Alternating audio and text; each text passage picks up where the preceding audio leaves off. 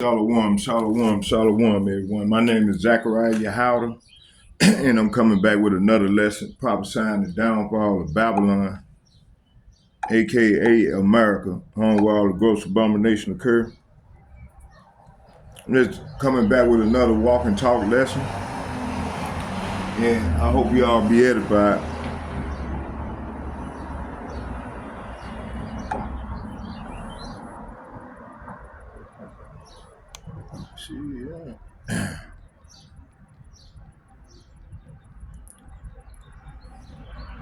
Before we start, I want to read a 24 paragraph synopsis pertaining to the world state we're in right now. Let me see, I put it together. Let me see where we start at. Matter of fact, let's do this here.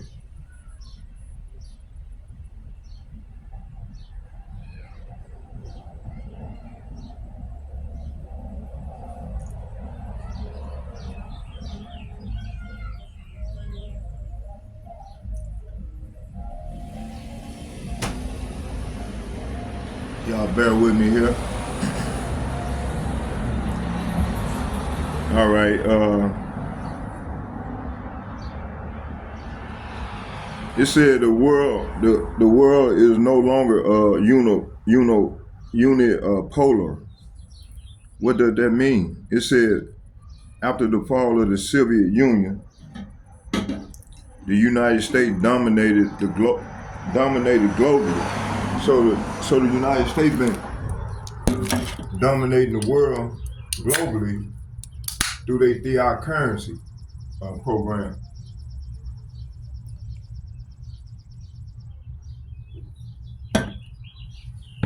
Now these nations is finding out that it was all a Ponzi scheme.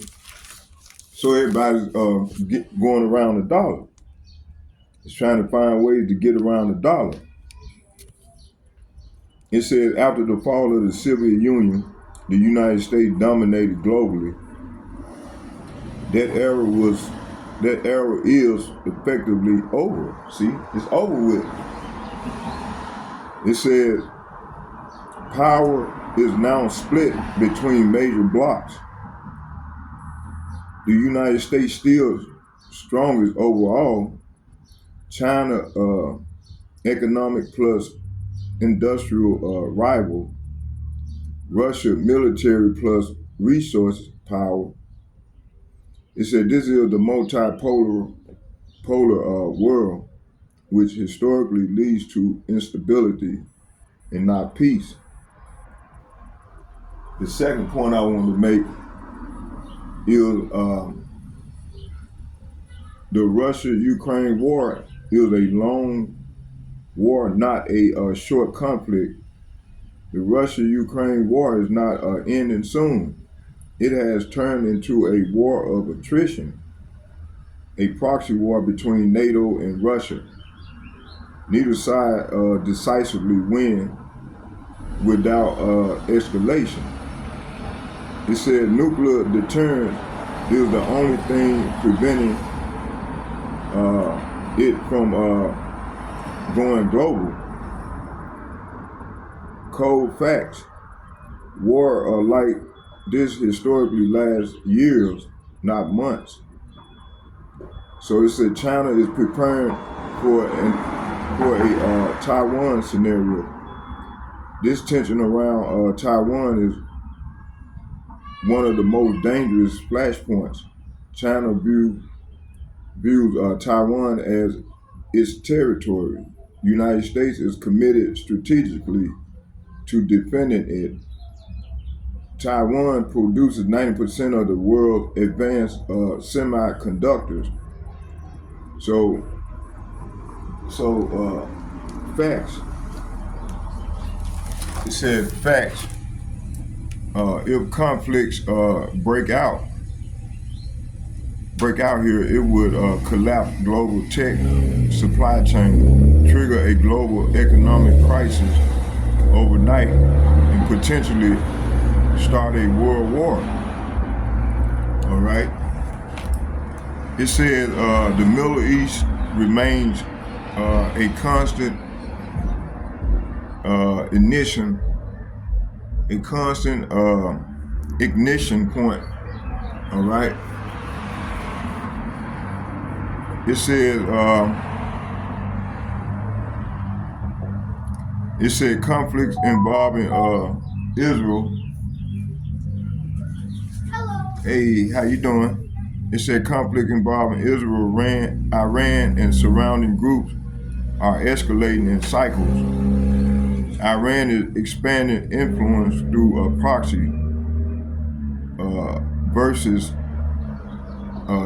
Iran tension is nearing direct confrontation levels. Okay, it says energy routes or shipping lanes are at risk. So it says cold facts. A major war here would spike global oil prices instantly and destabilize economies worldwide. So economic warfare is replacing traditional warfare. Countries are weaponizing trade, currency, supply chain, technology. Examples, it said the U.S. sanction versus Russia, chip restriction on China, moves away from the U.S. dollar in BRICS discussion. So we're already in a global economic war. It just doesn't look like tanks. So global debt is unstable. The United States is over 30 trillion in debt. Many nations are, it said many nations are worse off relative to GDP. It said reality, the system relies on constraint. The system relies on constant borrowing and expansion. If growth slows, instability rises. So no major empire in history has carried this level of debt without consequence. So this bubble about to pop, and this is what we seeing, right? It said no major empire in history has carried this level of debt without consequences. All right. So hey, this is where we at. It said AI7. It said AI and automation are shifting power structures. Governments have corporations. It said government and corporations are racing to AI. It said control AI. It said data centers, surveillance. What's that? All right. It says. It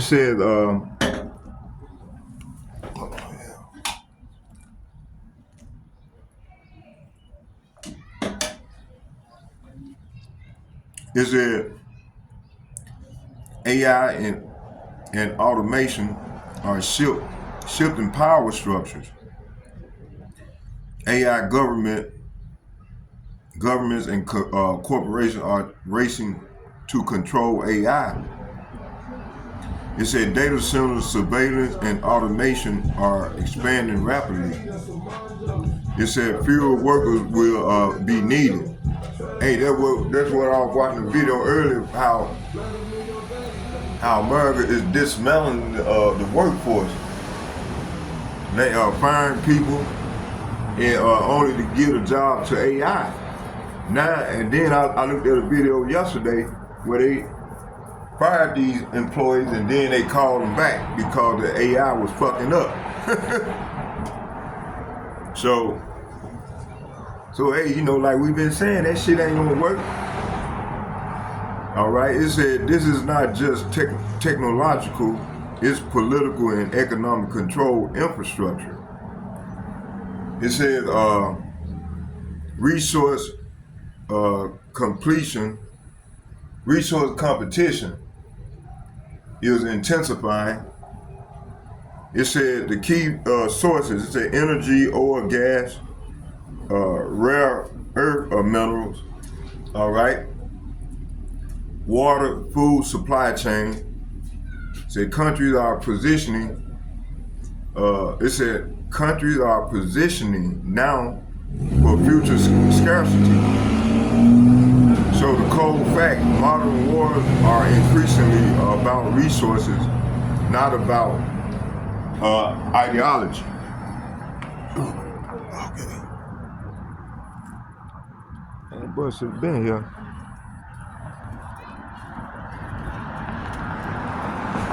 There you come. So yeah, this is what we seeing, right?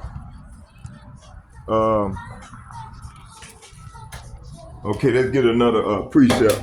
It says,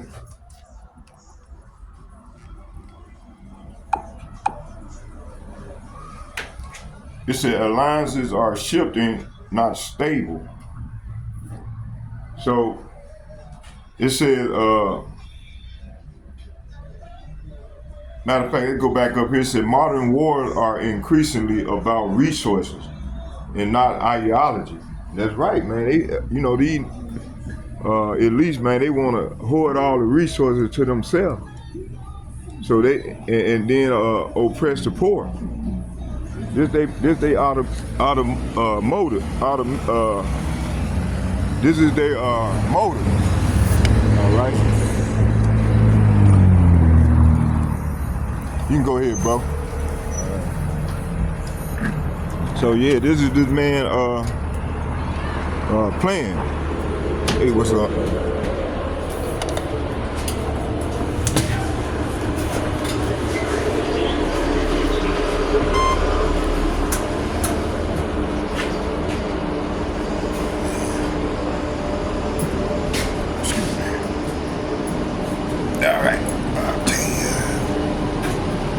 All right, so let's keep going to the lesson. All right. All right, let's keep going here.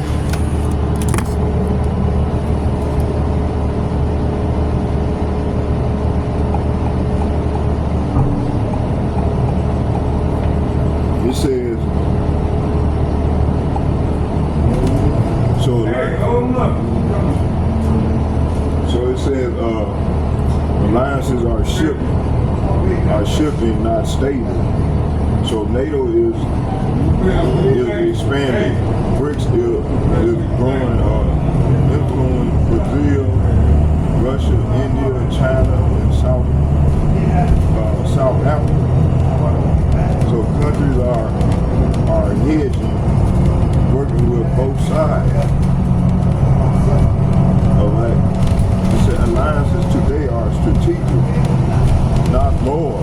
See, so ain't no one nation loyal to any other nation right now.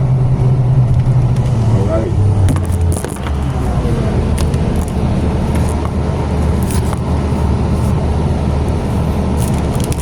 It says here,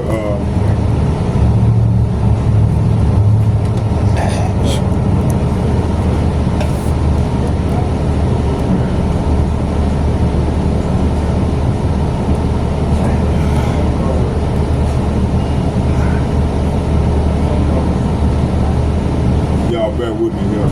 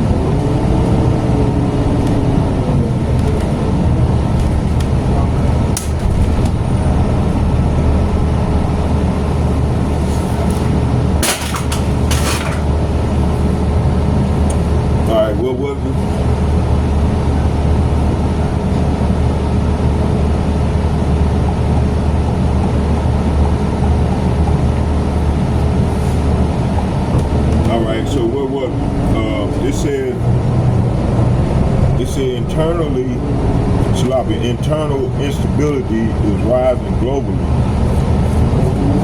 This is what we seeing. It says across many nations, including the United States, political division, economic inequalities, declining trust in institutions. It said historical internal instability weakens nations more than external enemies. Bottom line, the current global state is defined by rising great, it says by rising great power competition, okay, economic fragility and resource pressure. It said technological control system. All right, multiple active conflict zones. It says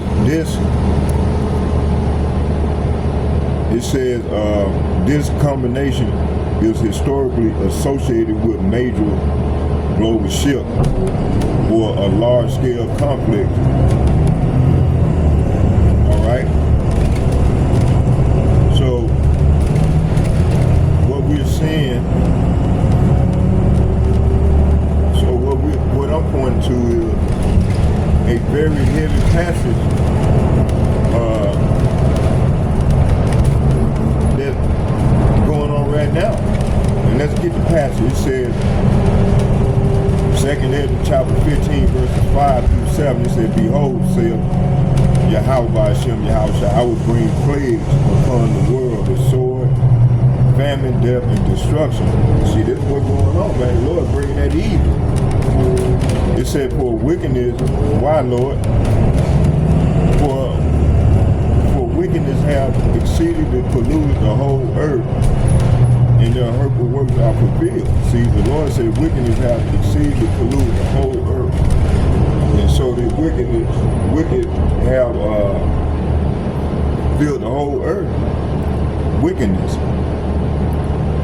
With wickedness. It said their hurtful works are fulfilled. Therefore said the Lord, I will hold my tongue no more as touching their wickedness, which they profanely commit. See? So this is actually saying no softening it. All right. It says this passage is describing a global judgment phase, not a local symbolic issue. Plagues upon the world are not isolated events. Sword, talking about war. The modern day sword is a handgun, but in its perfection is the ICBM missiles going to be shot to a full. It said, so the sword represents war, organized violence, nation against nation. Okay, famine represent food system breakdown, and the Lord gonna shut down His word. He's gonna stop His word from being taught on the streets, on the street corner. It says wickedness polluted the whole earth. This is talking about moral and systemic corruption on a global scale. This is total system failure under judgment, not just bad time. Okay, how this line up with current reality? Now compare that language to what we're seeing globally. The sword equal war expanding, ongoing large-scale conflicts like the Russia-Ukraine war, rising tension involving China and Taiwan, and constant escalation in the Middle East involving Israel and Iran. All right? So these are not random. They're pressure points building simultaneously. All right? Famine, the food system instability, global supply chain have already shown fragility. Grain exports affect affected by a war zone, especially Eastern Europe. It said climate disruption impacting crop yield. We're not in full famine globally, but we're seeing early stage stress signals, you see? It said this isn't just personal morality, it includes systems, corruption in government, economic exploitation, surveillance, control, expansion, manipulation through media and technology. This is institutional wickedness, not just individual behavior. I will hold my tongue no more. So this implies a shift from delayed judgment, active judgment. All right. It said meaning events stop being subtle and start becoming undeniable and unavoidable. See? Are we not seeing this? It said code alignment, no exaggeration, no denial.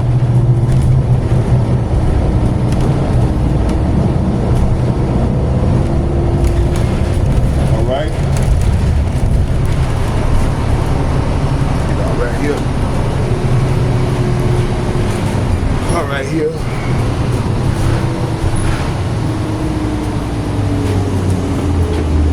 Excuse me, man. Excuse me. Oh, shit.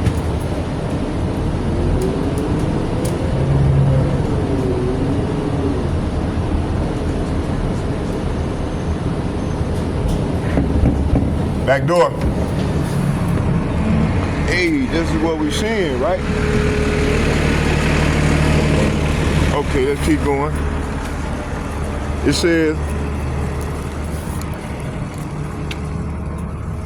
says, y'all bear with me here. It says, so wickedness have polluted the whole earth. Matter of fact, let's go back.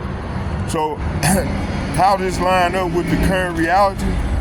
Okay, now compare the language to what we're seeing globally. All right, the sword, it says, matter of fact, let's go back and read it again. It said, behold, says the Lord, says YAHAWAH BAHASHAM YAHAWASHI, I will bring plagues upon the whole world. Plagues upon the world. The sword, famine, death, and destruction. Why, Lord? For wickedness have exceedingly polluted the whole earth, and their hurtful works are fulfilled. Therefore, said the Lord, I will hold my tongue no more as touching their wickedness, which they profanely commit. See? So the Lord is moving in the earth right now.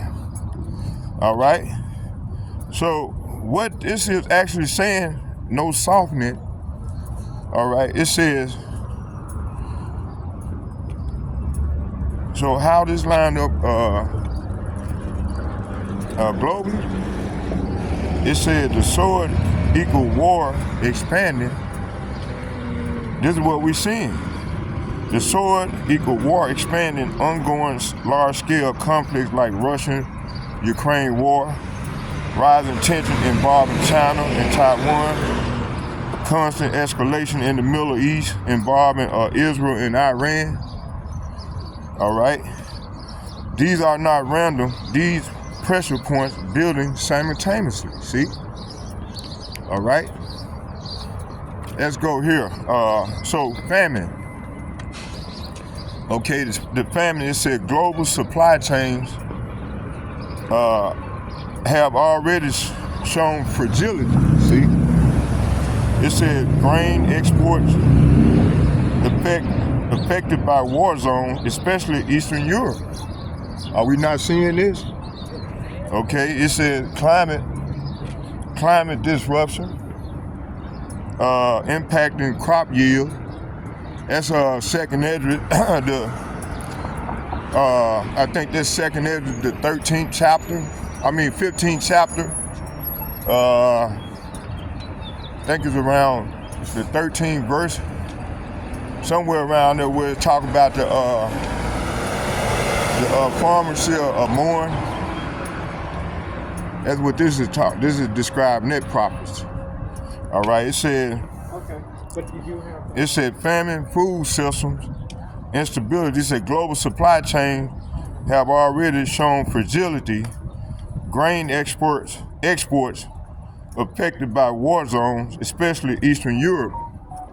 All right, it's a climate disruption impacting crop yields. All right, we're not in full famine globally, but we're seeing early stages of stress.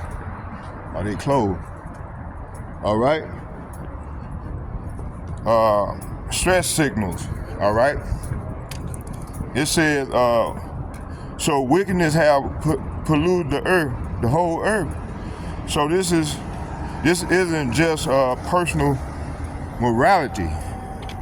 All right. It includes systems, corruption in governments, economic exploitation, surveillance, control, expansion.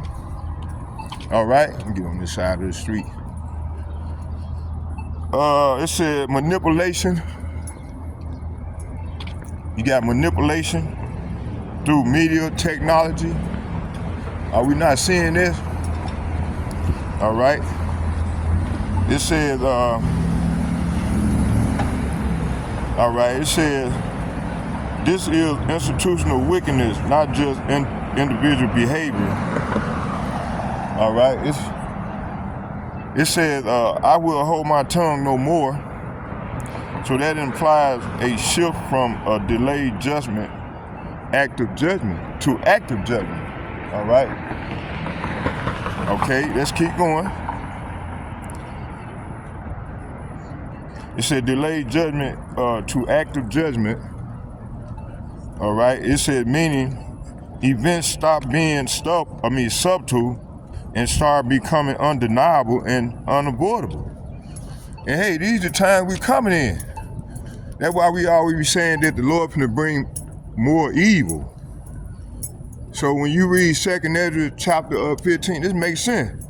So when you read 2nd Ezra chapter 15 verses 5, in what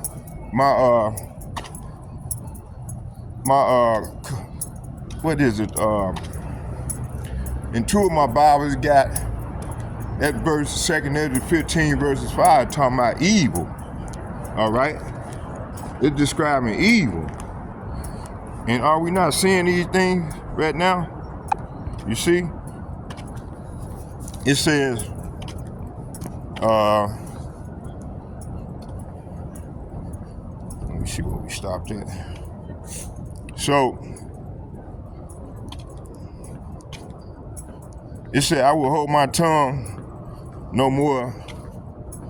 It said, so this implies a shift from delayed judgment and to active judgment, meaning events stop being subtle and start becoming undeniable and unavoidable. All right. And hey, this is what we're seeing right now. All right. Come on now, lock up on me. It said cold alignment, no exaggeration. All right. No denial. We are not yet. It said we are not yet at the peak. Peak described, but the patterns match the set up phrase. All right. It said multiple global conflicts, economic instability, resource pressures, more systemic corruption. Are we not seeing these things? All right, historically and spiritually, historically and scripturally, when all things converge, escalation follows. That's right. This is what we're seeing going on right now. All right, it says, what this does not mean important to say, important to stay grounded. All right, so the hopefully elect, we're gonna stay grounded and continue to discern from what's right and wrong. All right. Okay, it says, what this does not mean important to say grounded. It does not mean every headline equal fulfillment. All right. It does not mean a specific date or timeline is known. It does not mean everything collapses overnight. It does mean the conditions described are forming, not imagined. All right. This direction is toward instability and not peace. Okay, 2nd Ezra chapter 15 verses 5 through 7 describes a world corrupt at its core, all right, under increasing pressure, moving toward open, large-scale judgment events. And when you compare it to today's geopolitical and economic reality, you're looking at a convergence phase and not the end, but not the beginning either. All right. So let's go into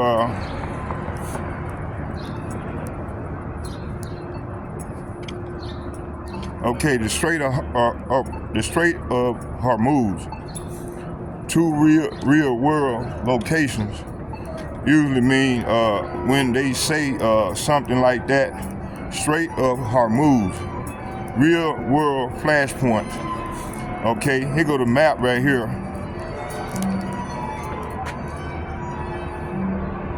All right. When I get posted somewhere, I can show you. Go another one right there.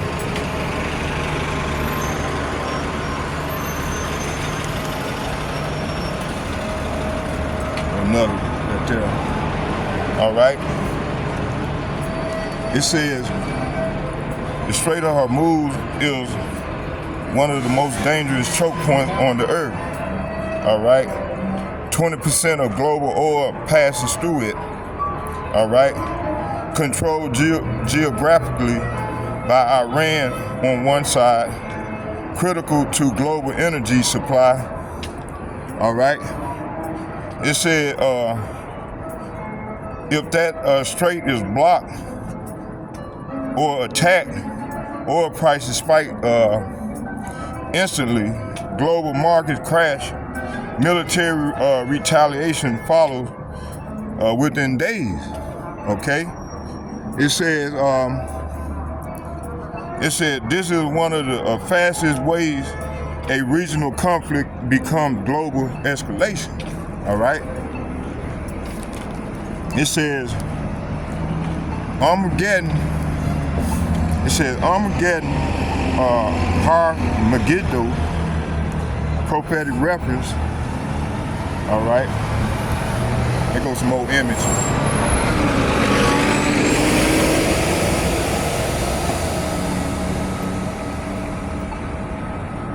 More images.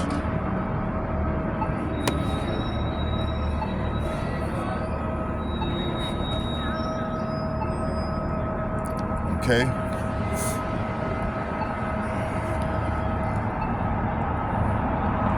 All right. It said no. It said the name people often echo prophetically is tied to Megiddo, mentioned in Book of Revelation as it said place of armies. So this is symbolic of final large-scale conflict, nations being drawn into a place system. Now connecting this to 2nd Ezra 15 verses 5 through 7, The scripture speak about the sword that represent war, famine, okay, destruction, and global wickedness. All right. And hey, this is what we're seeing right now. This is the Lord four great plagues. All right, that He's bringing in the latter days. Okay. It said you're describing is a escalation trigger point. The moment things stop being contained, right? All right. It said geopolitical reality is no height. Right now, the escalation toward a wider war would most likely come from one of these triggers. Iran versus Israel direct war. Israel versus Iran already in proxy conflict. All right, and it said direct strikes, immediate regional war. If Iran retaliates, by hitting or closing the Strait of Hormuz, global embarment. 2, the Strait of Hormuz disruption, mining, the waterways, attacking tankers, naval confrontation. This forces major powers in United States naval presence, European allies, possibly China energy dependence. All right, 3, it said multiple wars linking together. All right. It said this is the real danger. Russia-Ukraine war ongoing. Middle East ignites. Asia tensions. It said Taiwan rising. All right. It says here, war. It said world wars don't start from one event. They start when separate conflicts merge. All right. It said where the statement needs grounding. Okay, this is going to make World War III happen. That's too certain. All right. We're not saying that this, but yeah, we saying that hey, through the Lord, continue to bring His prophecy to pass. This thing gonna happen. All right. It said the conditions for global war are forming. See. It said there are known trigger points like Hormuz. All right. It said, but escalation depends on decision, time, and miscalculation. All right.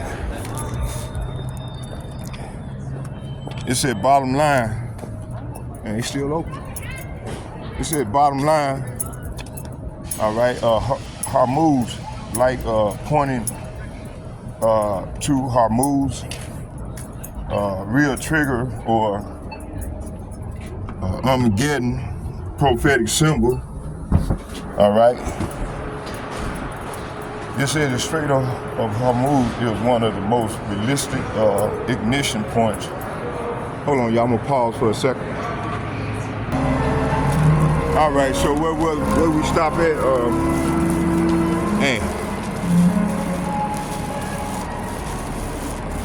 Yeah, where we stopped at. All right. Matter of fact, we're gonna wait. Hold on, y'all. I'm gonna pause for a second here.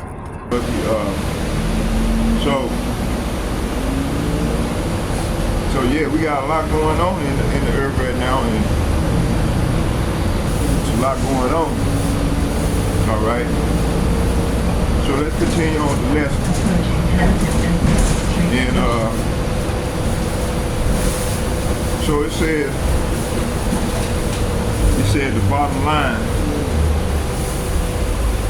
I'm gonna start back here. It said where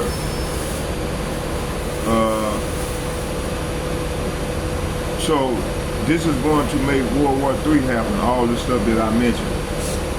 All right. It says that's too certain. More accurate, the conditions for global war are forming. There are known trigger points like Hormuz, but escalation depends on decision, timing, and miscalculation. Bottom line, Hormuz likely points to Hormuz real trigger or Armageddon prophetic symbol. The Strait of Hormuz is one of the most realistic ignition points for global escalation. Yeah, hey, let me all right up here, John. And that's what we're seeing right now. Right here be good. All right. So this is what we're seeing going on right now in the earth. All right, you take care, buddy. All right. Wicked ass niggas, man. They always, you know, when the words coming out, you got these old wicked ass niggas, you know. They is blinded. The Lord done blinded these people, so he finna destroy their ass, man. All right. So let's go into this thing and connect the dots. It said, bottom line, Hormuz is likely pointing to Hormuz real trigger or Armageddon. All right, prophetic word, symbol. All right. It says here, it said the Strait of Hormuz is one of the most realistic ignition points for global escalation. All right. It says 2nd Ezra 15 align more with a process of breakdown and convergence. All right. Not one single explosion event. All right, so let's go into this thing. So I'm gonna read the first 5 paragraphs, and then we're gonna go further, deeper off into it and show what it means. All right, it says we are living in time. Say we are living in a time where global. Thank you for your patience. Hold on, man. Damn. Let's get it. It said we are living in a time where global events are no longer isolated incidents, but are interconnected. Pressure building towards something much larger.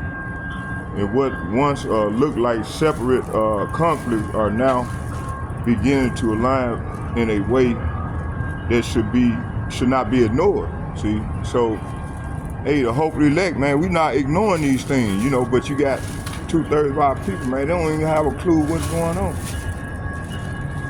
So they ignoring the situation. All right, and they're gonna be judged for that. For not having the understanding, you know. So they're gonna have to learn the hard way. That's that dealt by pain, man. that the Bible speaks of. All right, we'll read a little more. Attention, please. This is all right, let's keep going. See here, it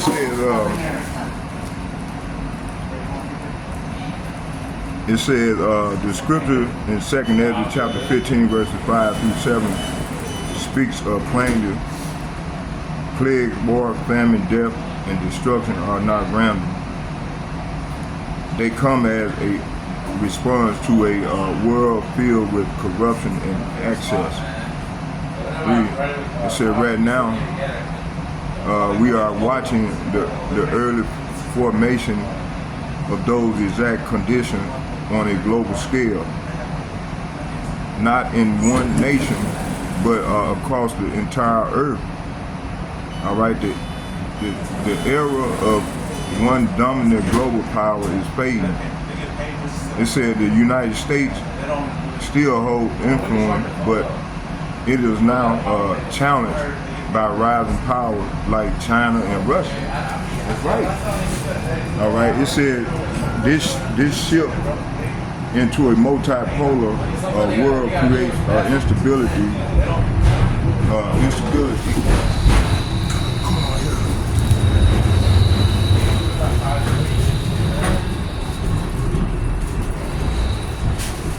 All right, let's keep going here. It says here,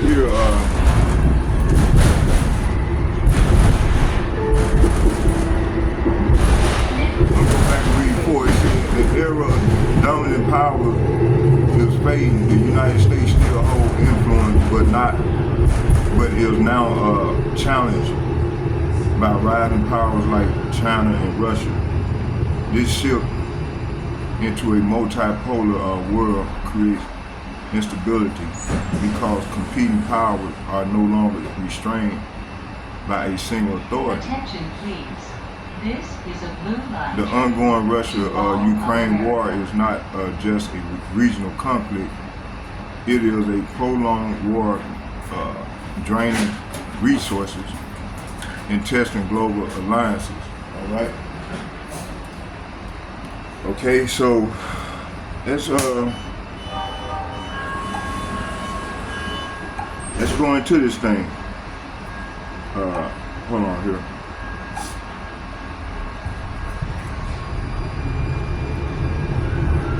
So it says we are living in a time where global events are no longer isolated incidents, but interconnected pressure building toward something much larger and far more consequential.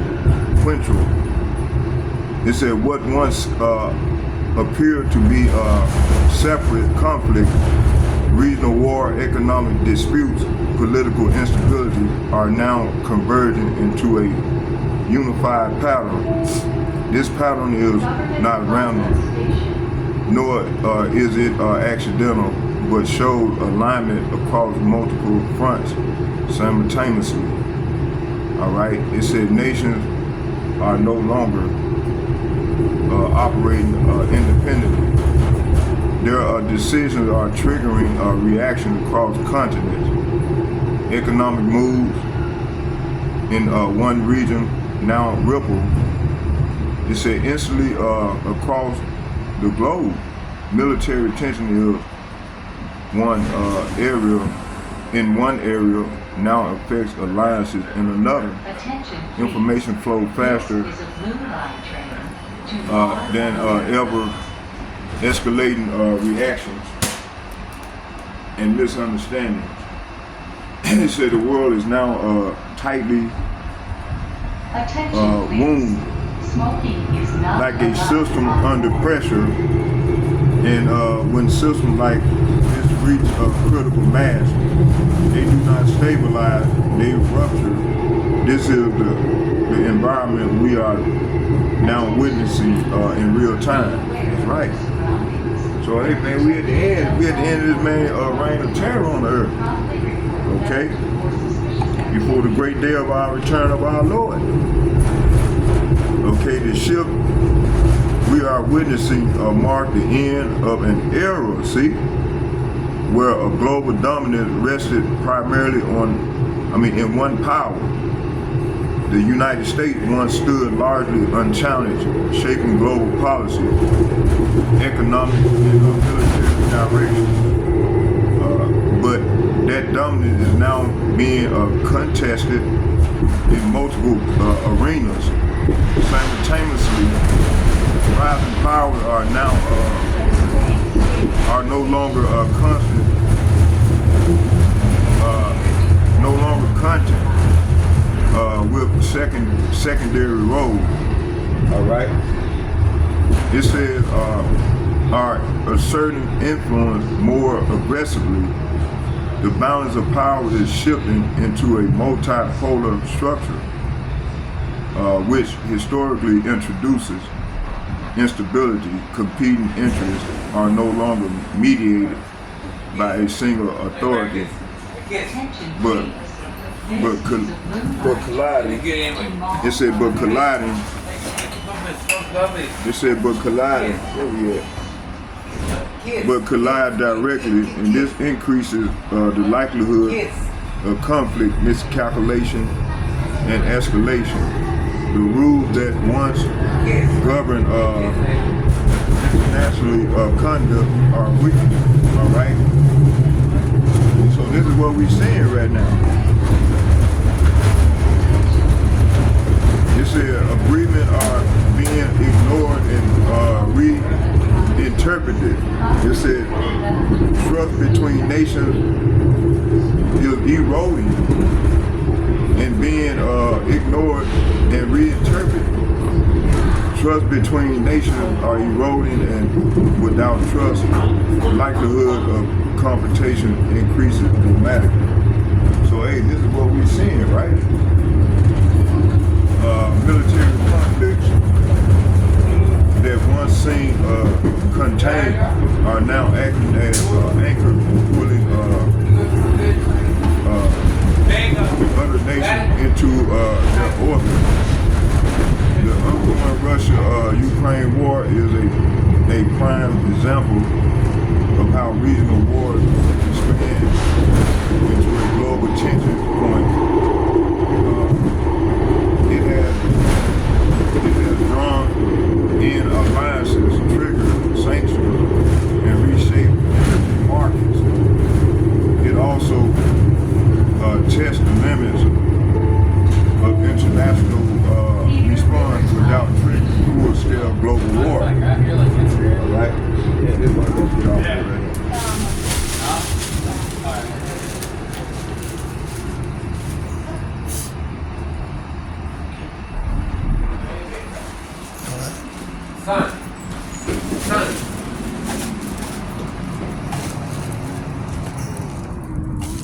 So yeah, this is what we at right now, right?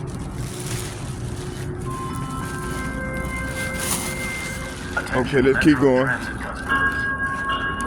It says, damn man, everywhere I go, man, these motherfuckers get loud and shit.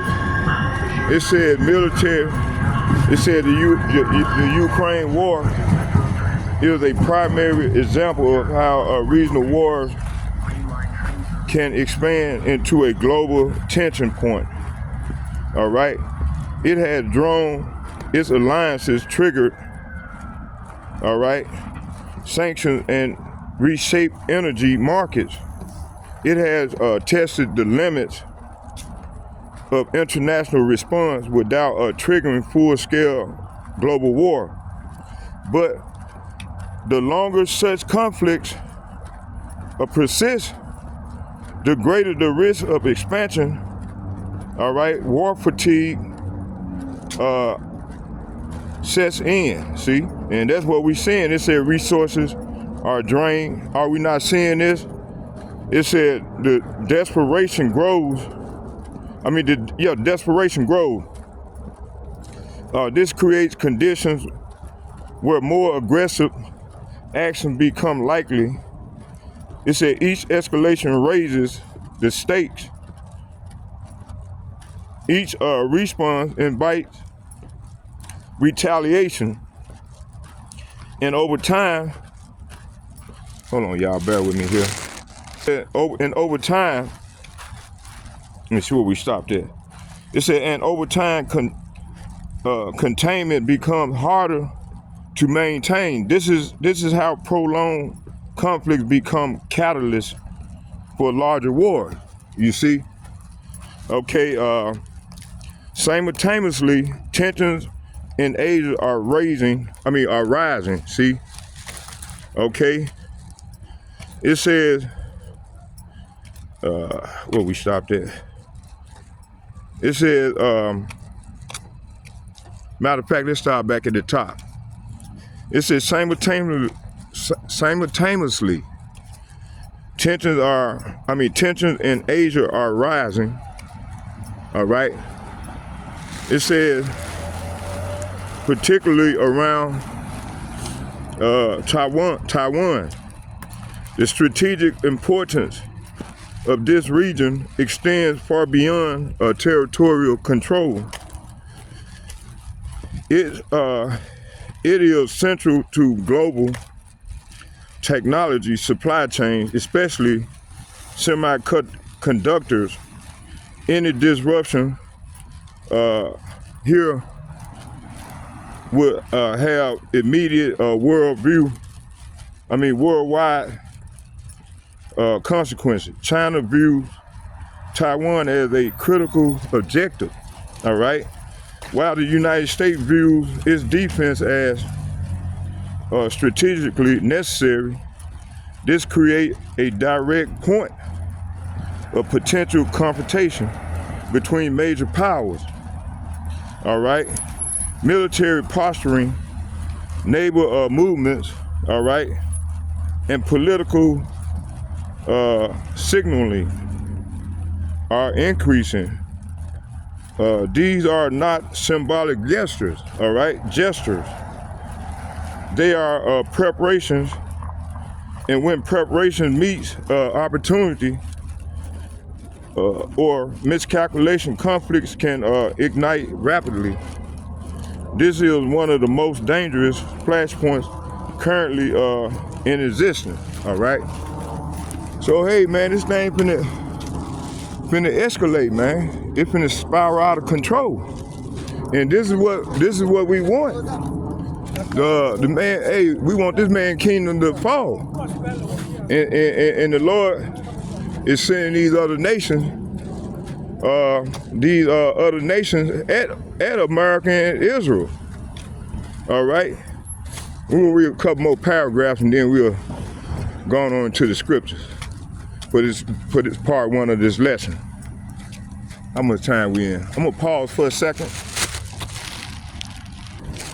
So yeah, man. So hey, this is what we have right now, man. This is what's gonna make this thing spiral out of control. You know, with the Donald Trump being prideful, and man, this dude is crazy. He's crazy as hell, man. Man, hey, this man is done. You know, he tried to mark Joe Biden. Man, this nigga here is worse than Joe Biden, man. Both of them, I'm not trying to say, one is better than the other. Man, I'm just saying, man, is there any more wisdom in Tima? Okay, matter of fact, let's go and finish reading the paragraphs.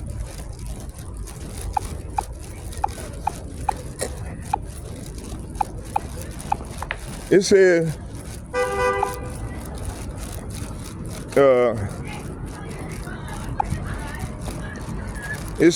simultaneously the tension in we already read this.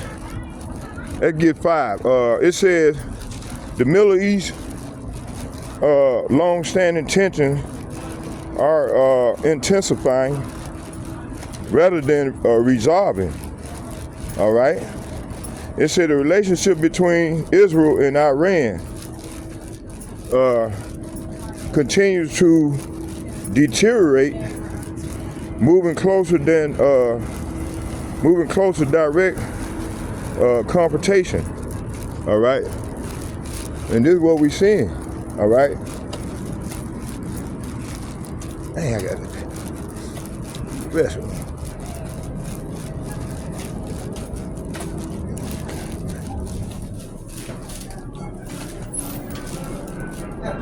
Okay, thank you. How you doing? Can you rest me real quick? My man, thank you. How you doing there? My man. All right.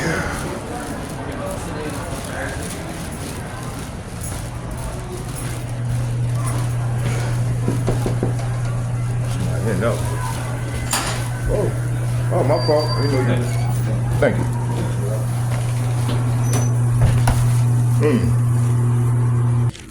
So hey, so this how this thing gonna escalate, right?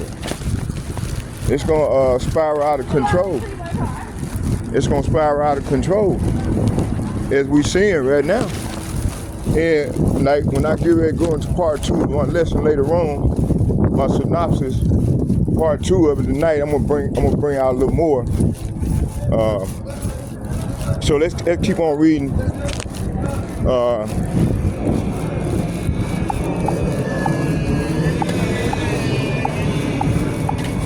It says, I'll bring out read a couple paragraphs, then we'll go and read. I'll go into the scriptures. But okay, it said in the Middle East.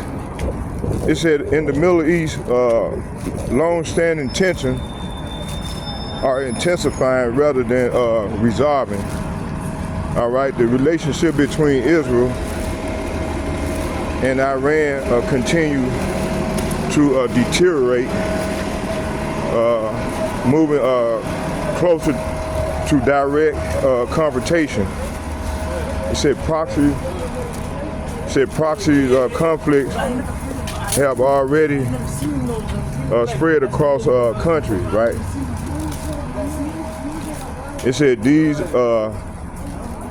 said these indirect engagements serve as testing ground for capabilities and strategies, but proxy wars often precede direct conflict.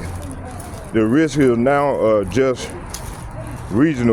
not just regional instability, but global involvement due to alliances and strategic interests. See? Energy routes, religious significance, and geopolitical positioning, all right, all converge in this region. The direct clash would not remain contained. It would draw in multiple nations rapidly, and it would destabilize critical global systems almost immediately.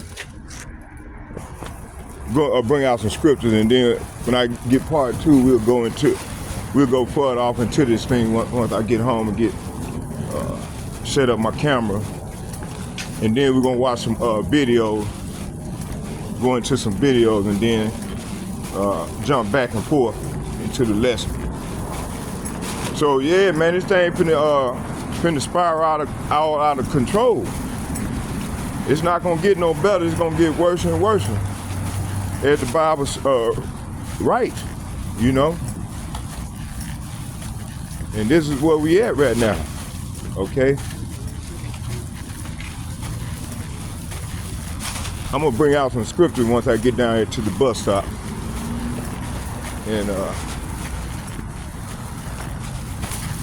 oh man, I'm tired.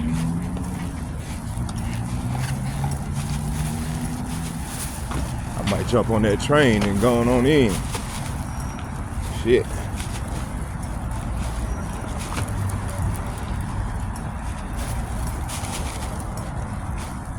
I'm supposed to get a turn.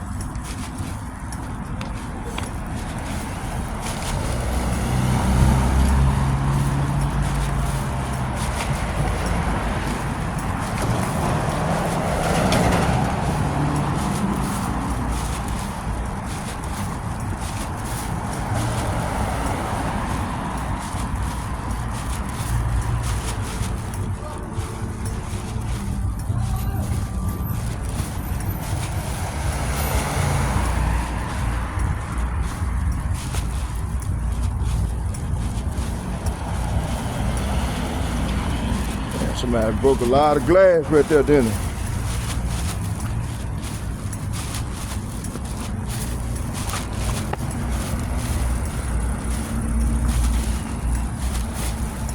Y'all bear with me here.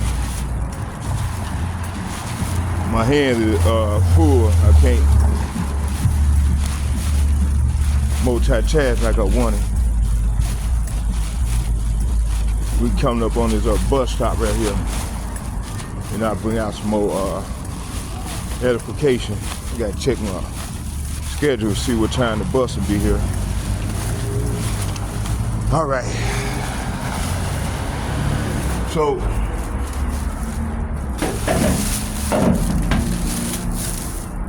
see what time it is.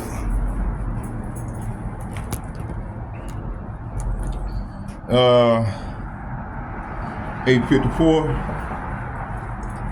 8:54. Oh, yeah. 4:54. So I'll be better off just jumping on that train. Shit. That's all right. We can wait. All right, let's go and finish this on off.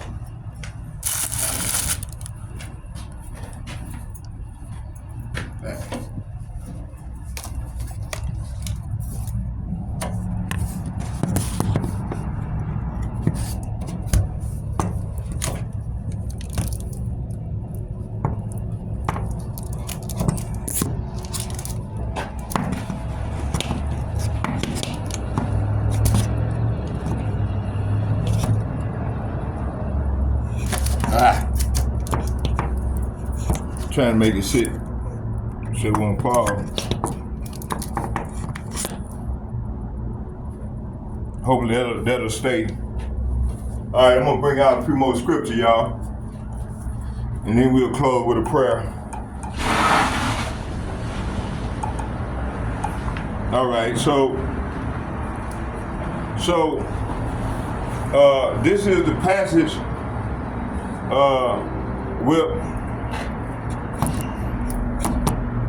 It said this is the passage. This passage opened with a direct prophetic declaration concerning judgment upon a nation. So the Lord is bringing judgment upon America, man. All right. It said it framed instability not as random political movement, but as direct divine action. See. The imagery signals disruption of national confidence and internal order. All right, it reflects a moment where established systems begin to shake under pressure. That's right. That's what's going on. The Lord is shaking this thing up. All right. It said the tone is not gradual decline, but sudden disturbance and reversal. All right. It said the burden of Egypt, behold, Yahawah, say what? Yahawah ride upon a swift cloud, and shall come into Egypt, and the idols of Egypt shall be moved at his presence, and the heart of the Egyptian shall melt in the midst of it. See, so the heart of the Egyptian gonna melt in the midst of it, right? All right. So this verse describes a collapse of stability within the major civilization framework. That's right. It said Egypt functioned as a symbolic representation of structure, power, and national identity, right? It said the shaking of idols represent failure of trusted systems and institutions, okay? It said the imagery of melting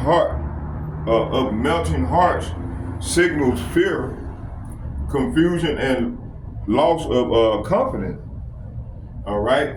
Overall, it depicts a sudden shift where controlled structures cannot hold under pressure. Okay. Let's get 2 Ezra chapter 15 verses 5. It said, "Behold, saith YAHAWAH BAHASHAM YAHAWASHI, I will bring plague upon the world, the sword, famine, death, and destruction." So this is what we're seeing. So this precept reinforces the theme of widespread destabilization. It connects judgment language with global scale consequences. Both passages emphasize systems breaking under divine and historical pressure. All right. So the focus is not on one event, but of a pattern of collapse. This establishes the foundational for understanding national instability in prophetic literature. All right. Isaiah chapter 13, verses 1. This passage introduces a prophetic message concerning a nation under judgment. It framed the vision as something received and declared, not invented by man. All right, the tone signals the rise of conflict and the unfolding of a larger decree. All right, it reflected a structured announcement of coming up evil. The focus is on the weight and authority behind the prophetic burden. Okay, it said the burden of Babylon, which Isaiah the son of Amos did see. So this verse identify a prophetic burden, meaning a heavy message of judgment. Babylon represents a system of power, influence, and global authority in prophetic language. The verse emphasizes that the message is seen, indicating a revelation, not speculation. All right? It introduces the ideal of major powers are subject to decline in accountability. That's what I want to say. It sets the stage for unfolding consequences tied to national systemic behavior. All right? 2 Ezra chapter 15, verses 6. For wickedness have exceedingly polluted the whole earth, and their hurtful works are fulfilled. So this reinforces the theme of widespread corruption within the system of power. All right? It connects the ideal of Babylon with global moral and structural decay. Okay? Both passages highlight inability. Once conditions are fulfilled, the emphasis is on culmination rather than sudden randomness. It builds the framework of judgment upon established system. Okay? Joel chapter 3 verses 19. All right? It says this passage here focuses on consequences following violence under injustice among nations. It represents a contrast between destruction and inhabited restoration. The imagery reflects long-term outcome of national behavior. It highlights how land are shaped by the action of their rulers and people. All right, the tone shift towards judgment expressed through desolation. Joel chapter 3 verse 19, it said, Egypt shall mourn, Egypt shall be a desolation, and Edom shall be a desolate wilderness. So the Lord gonna make America a desolate wilderness. For the violence against the children of Judah, because it said, for the violence against the children of Judah, because they have shed innocent blood in their land. See? So, hey, the Lord's gonna reach out and touch these Edomites, man. They ain't gonna get out of this one. All right, it says, this verse links national Judgment to violence and injustice, desolation represent a collapse of stability, prosperity, and structure. It emphasizes accountability for bloodshed and moral transgression. The passage frames a geopolitical outcome as tied to ethical conditions. See, it reinforces the principle that sustained injustice lead to national decline. Hey, are we not seeing this right now? Okay. 2nd Ezra chapter 15 verses 8. It said, I will hold my tongue no more as touching their wickedness, which they profanely commit. So the Lord is no longer being quiet regarding this matter. Okay, this reinforces the idea that wrongdoing eventually reaches a threshold. All right, it connects silence or delay with eventual act of judgment. Both texts emphasize accountability towards consequences. It supports the broader theme of nations facing outcome of their actions. See, they get Psalm chapter 18, and I'm gonna read 9 and 10. Okay, this the passage describes divine response through a powerful imagery.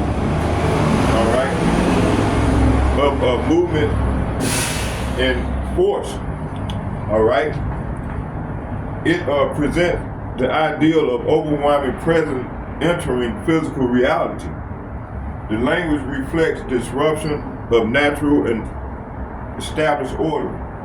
It emphasizes authority expressed through control over the elements. The tone is one of intervention that reshapes circumstances. All right. So Psalm chapter 18 verses 9 and 10, and it reads, he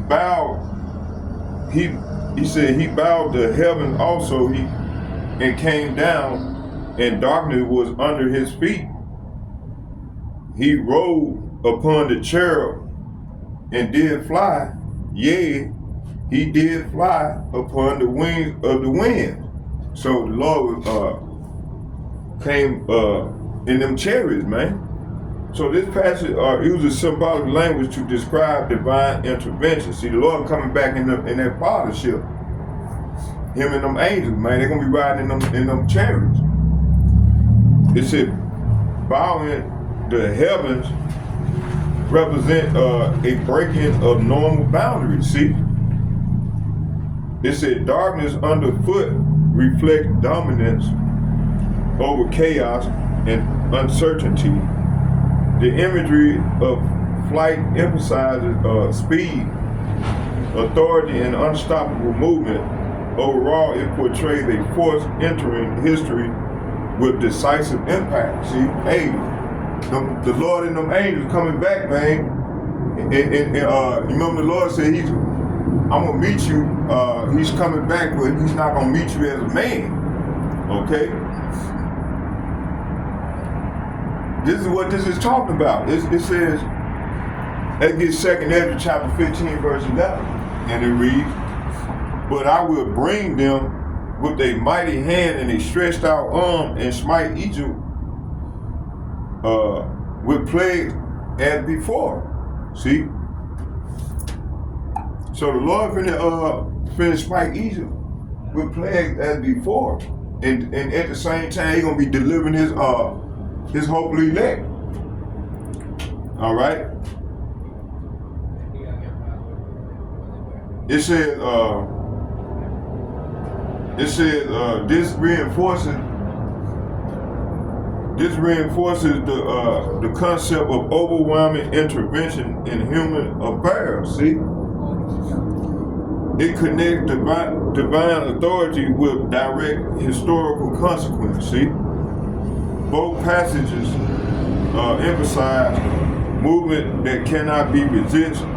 The imagery reflects systems being overridden by higher force. It builds a theme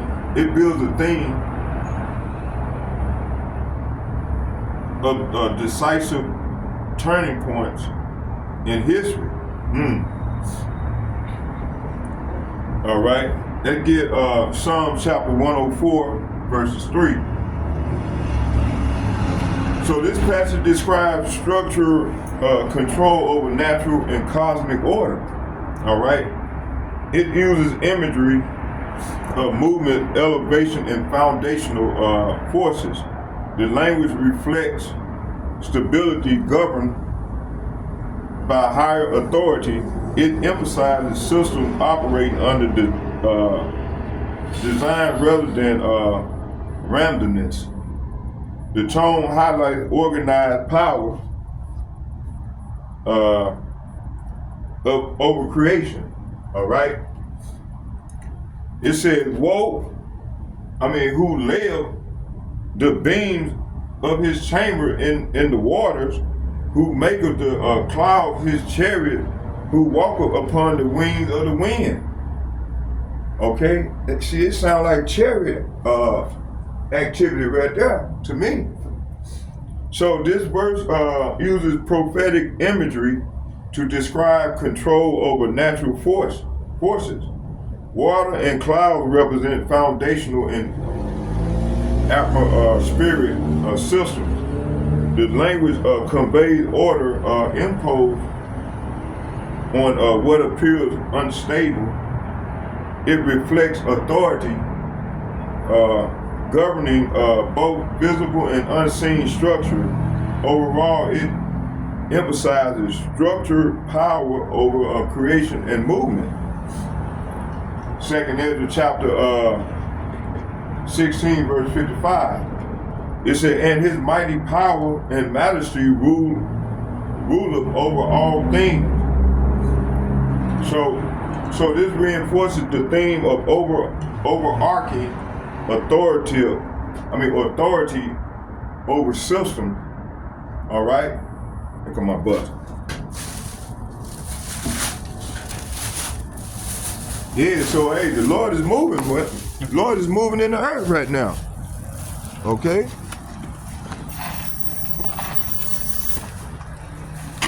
Right here.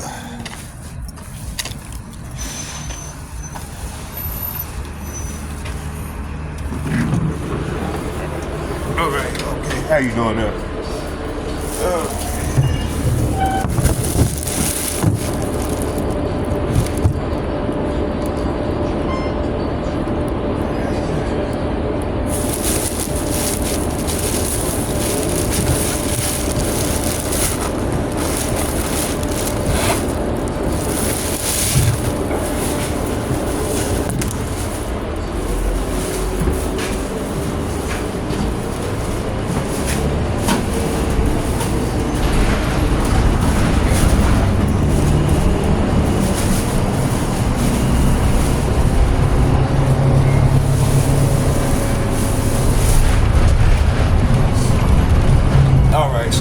Let's continue. I can bring out one more precept and then we'll close with prayer. We'll do part 2 in the house.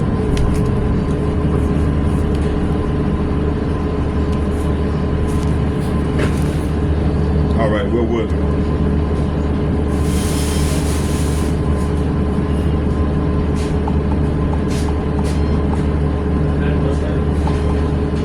All right, it says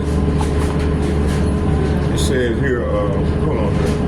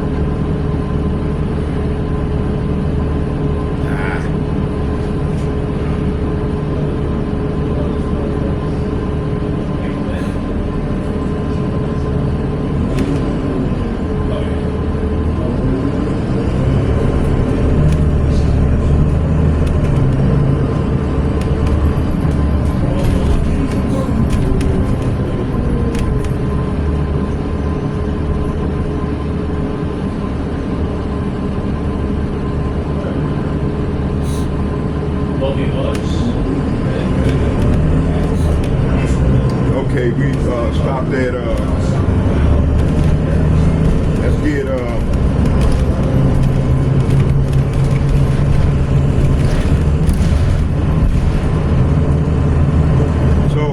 Psalm chapter 1. Let's read it.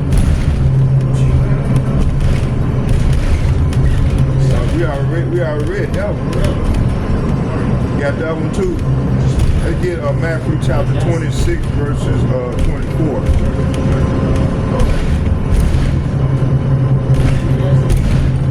Matter of fact, let's start right here. Second Ezra chapter 16 verse 55.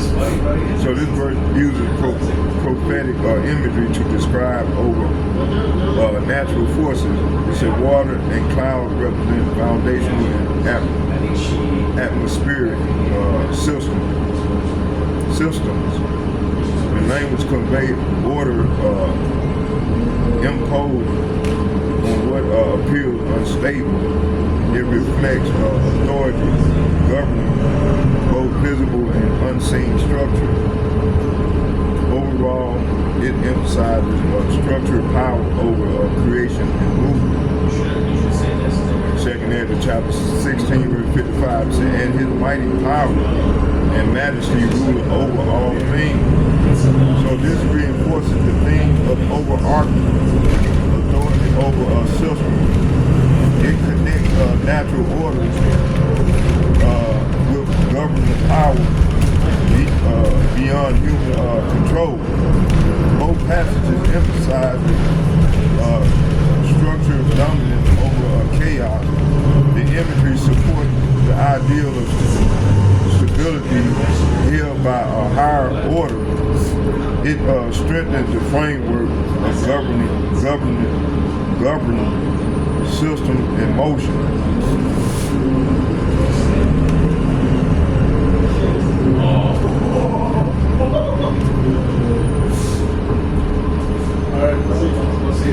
It said this passage deals with accountability and consequences within more order. All right. It highlights the weight of action lead to defined outcome. Language reflects inability. Once a course is set, it emphasizes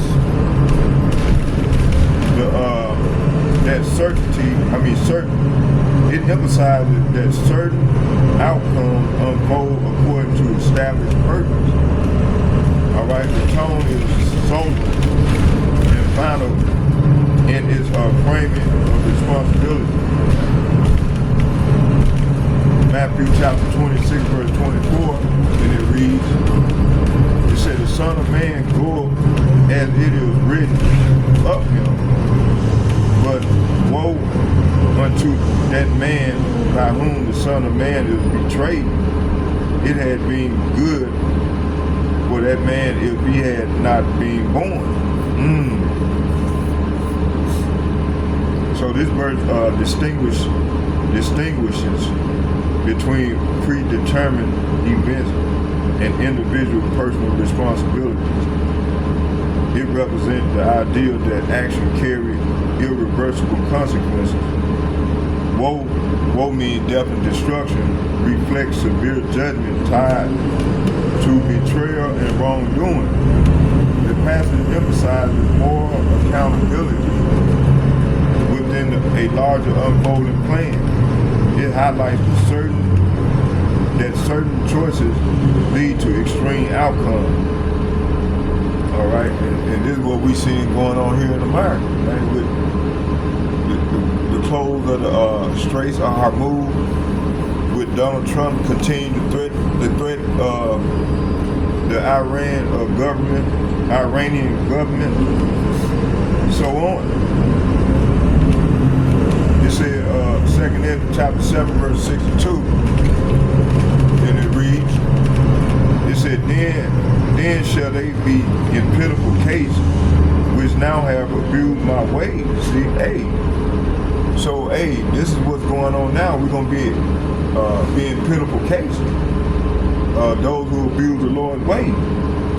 It said, this reinforces the theme of accountability for moral action. It connects present behavior with future consequences. Both passages emphasize irreversible outcomes tied to decisions. All right, the focus is on our responsibility within a larger framework of events. It strengthens the principle of judgment, follow action. All right. Revelation chapter 1, verse 7.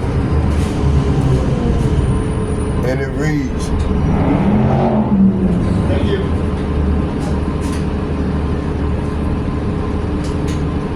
so this passage represents global scale vision of recognition and response. The shift focus on local events to universal visibility. All right. It said the language emphasizes inability and collective awareness. It highlights the emotional and societal reaction to a major event. The tone is final and expansive in scope. Behold, he cometh with clouds, and every eye shall see him, and they also which pierced him, and all kindred and of the earth shall wail because of him. Even so, amen. So this verse emphasizes the universal visitability and global recognition. It said, every eye shall see, indicate an event affecting all nations and people. The imagery of clouds symbolizes authority and transition into a judgment. So them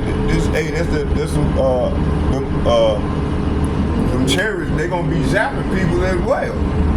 Okay, we're gonna be in the midst of chaos on the earth, and then the Lord gonna come in the midst of all this chaos going on.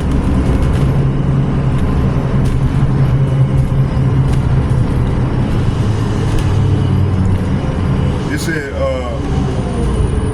the imagery of clouds symbolize authority and transition into judgment. See, that's the Lord. Him and them angels, they're gonna be in them chariots.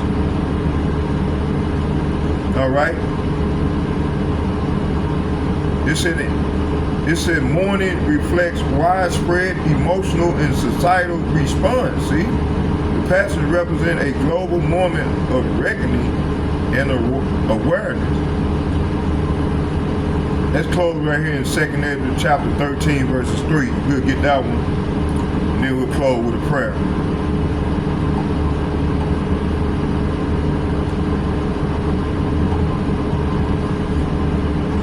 Second Ezra chapter 13.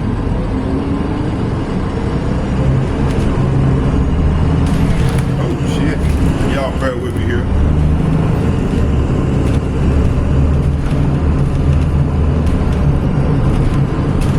Second Ezra chapter verse 3, it said, and I beheld, and lo, that man waxed strong with the thousands of heaven, and when he turned his countenance to look, all the things trembled that were seen under him. See, hey, everybody gonna be shook, man, when they see the Lord come in on them chariots, man. Him and them angels. They're gonna be riding in them chariots, man. Okay?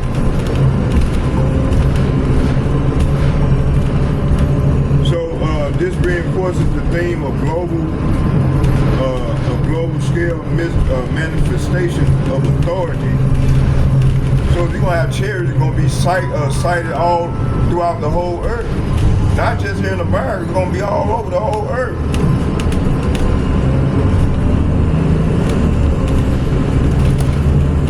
It says it connects vision and recognition across all populations. All populations, see? Both passages emphasize a singular event with universal impact. The imagery reflects unavoidable awareness across the earth. It strengthens the concept of worldwide reckoning, see? Okay, we're gonna close right there, and then let's get a praise.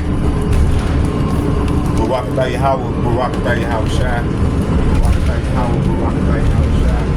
Oh Lord, you YAHAWAH BAHASHAM YAHAWASHI, BAHASHAM YAHAWASHI. All heavenly praise and honor and glory go to YAHAWAH BAHASHAM YAHAWASHI, BAHASHAM YAHAWASHI.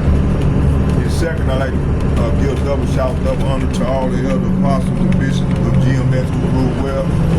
And salutation to the hope elect, men, women, and children. And third, I'd like to say shalom, shalom, shalom to all the like-minded men on down. As myself that's pushing this word in truth, sincerity. And fourth, I'd like to say shalom, shalom, shalom to all the like-minded people that's on my page, that's, and people like just return back to their power to the best of their ability, and return back to their power and trusting in the power instead of man. So with all being said, and also for all the sisters that's on my page and throughout the earth that's trying to come back to the power, my blessings is to you all as well, and for the younger women to remain silent in the assembly of the Lord and teach the younger women how to be women. So with all being said, I hope you all would edify. Shalom, shalom, shalom. I'm out.